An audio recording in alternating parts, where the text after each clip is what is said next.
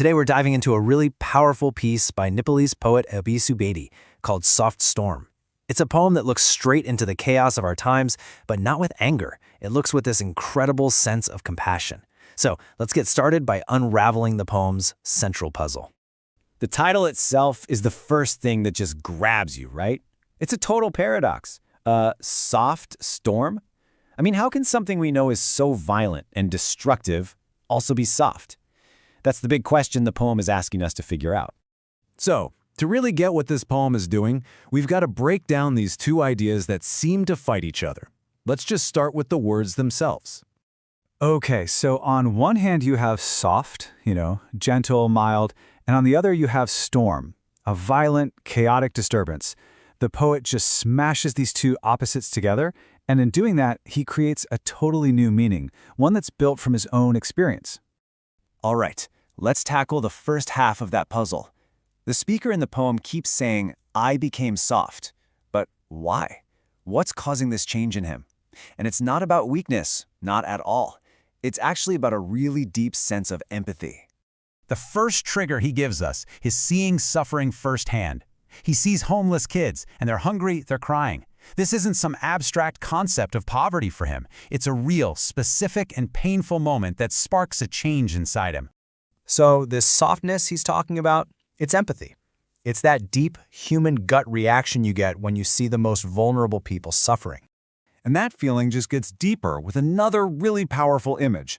He doesn't see the violence itself, but he sees what it leaves behind, this haunting, blood-stained shirt. And he imagines it speaking with bruised human lips. Wow. You see, this shows us his softness isn't just about the loud, obvious tragedies.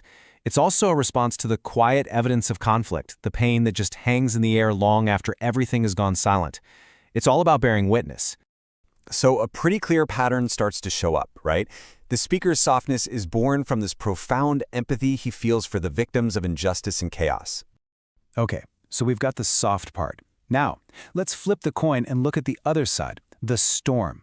This is all about the world the speaker is living in, a world he describes as being just full of tumult. And the poem's glossary actually gives us a perfect definition for that word: violent and noisy commotion or disturbance. This is the world he's trying to make his way through, one filled with social and political chaos. And this line just illustrates that chaos perfectly. I mean, just listen to that imagery. Ceremony dances with mad steps on the unwedded gardens of history. It's like all the traditions are twisted, everything's out of order, happening in this broken, nonsensical landscape. Nothing adds up. He doesn't mince words, he just comes right out and calls it a mad time. It's an era defined by political chaos, just bizarre things happening, like flowers blooming in the wrong season and violence that seems to have no logic or reason behind it at all. So, what happens when you have this deep internal softness on one side and this raging external storm on the other? What happens when they meet? Well, the speaker doesn't break. No, he becomes something totally new. He becomes a soft storm. This is it. This is the turning point in the whole poem. Seeing this one single heartbreaking image, a lost little kid just trying to find his mom in the middle of all this historical violence, that's what finally transforms his softness into a soft storm. So the process kind of looks like this. He witnesses injustice. He feels that deep empathy we were talking about. And then he internalizes the chaos around him. He absorbs it, he processes it, and he turns it into a new kind of strength. He becomes the soft storm. So what exactly is a soft storm? It's a powerful force for sure, but its power comes from compassion. It's like a quiet rage. It doesn't fight violence with more violence. Instead, it observes, it endures, and it keeps raging on, silent pages and over silent stones. It just persists. But where does all this quiet persistence lead? What's the end goal for the soft storm? The poem's final lines give us this absolutely breathtaking vision of hope. After describing all that madness and all that pain, the speaker gives us this incredible image. In the middle of these hard times, his goal isn't to fight or to win, but to melt like a rainbow. And this is the ultimate purpose. Think about it. A rainbow appears after a storm. It isn't a weapon. It's this beautiful, peaceful resolution. And to melt like one, that suggests a kind of gentle dissolving of all the conflict, transforming the ugliness of the world not through force, but through this radical, beautiful, and peaceful act. And that leaves us with a question to really think about for ourselves. The poem is suggesting that real strength in crazy times isn't about being hard, but about finding the courage to stay soft, to stay empathetic. So the question is, what gives you the strength to hold on to that compassion when the world outside feels like a storm? नरम आँधी कस्तो अनौठो शब्द होइन त? सुन्दा नै उल्टो लाग्ने। आँधी जसले विध्वंस र कोलाहल मचाउँछ, त्यो नरम कसरी हुन सक्छ? ल आउनुहोस् आज हामी यही विरोधाभासभित्र लुकेको एउटा शक्तिशाली कविताको अर्थ खोज्ने प्रयास गरौँ। कविताको सुरुवात नै यही एक वाक्यबाट हुन्छ। म एक नरम आँधी बने। यो कुनै साधारण भनाइ होइन, यो त एउटा गहिरो रूपान्तरणको कथा हो।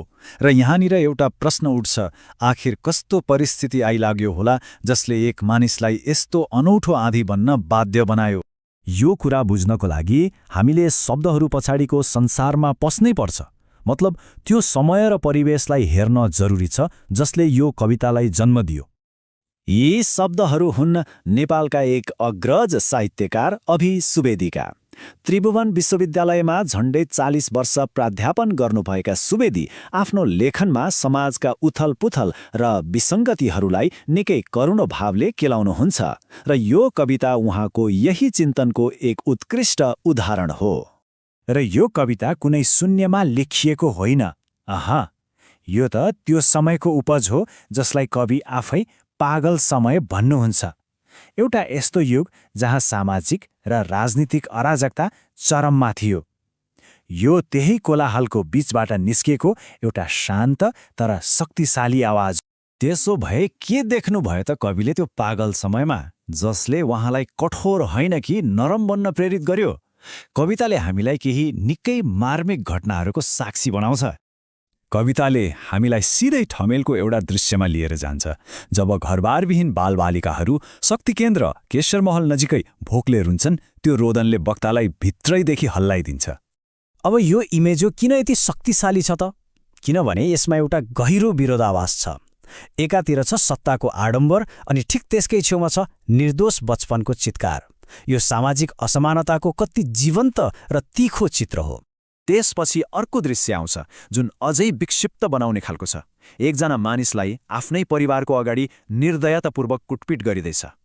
र यहाँ सबैभन्दा डरलाग्दो कुरा के छ भने यो हिंसा कुनै कारण बिना र कसैबाट भइरहेको छ। यसको मतलब के हो? हिंसाको न कुनै तर्क छ, न त हिंसा गर्नेको कुनै अनुहार। यो त विवेक र मानवता पुरै हराएको अवस्थाको सङ्केत हो। र तेस्रो, सायद सबैभन्दा डरलाग्दो बिम्ब, रगतले लतपतिएको एउटा सर्ट जुन आफै बोल्न थाल्छ। मानव चोट लागेका ओठहरूले पृथ्वीको कानमा केही भनिरहेको छ। यो सर्ट अब कपडाको एउटा टुक्रा मात्र रहेन, यो त दबाइएका आवाजहरूको अनगिन्ती पीडाहरूको एक मौन प्रतीक बन्छ। इतिहास नै मानव दुःखको एउटा खुल्ला सङ्ग्रहालय बनेको छ। अब सोच्नुहोस् त, यस्तो कहाली लाग्दा दृश्यहरू देखेपछि मनमा के आउँछ होला? सायद उस्तै कठोरता, उस्तै हिंसाको भावना। तर यहाँ त्यसो हुँदैन। वक्ताभित्र एउटा आँधी त उठ्छ, तर त्यो नितान्त फरक किसिमको हुन्छ। अनि हामी फेरि त्यही मूल प्रश्नमा आइपुग्छौँ, आँधी जो हिंसा र अराजकताको प्रतीक हो, त्यो आखिर नरम हुन कसरी सक्छ? यो कसरी सम्भव छ? सामान्यतया आँधी भनेको के हो? विनाश, कोलाहल, अराजकता। अनि नरम हुनु भनेको कोमल हुनु, दयालु हुनु, लचिलो हुनु। कविले यी दुई ठिक उल्टो शक्तिहरूलाई एकै ठाउँमा ल्याएर एउटा बिल्कुलै नयाँ अर्थको खोजी गरिरहेका छन्। हो, यहीँनेर छ कविताको चुरो कुरा। नरम आँधी भनेको अमानवीयता विरुद्धको बदलाको भावना होइन, यो त करुणाबाट जन्मिएको एक शक्तिशाली प्रतिक्रिया हो।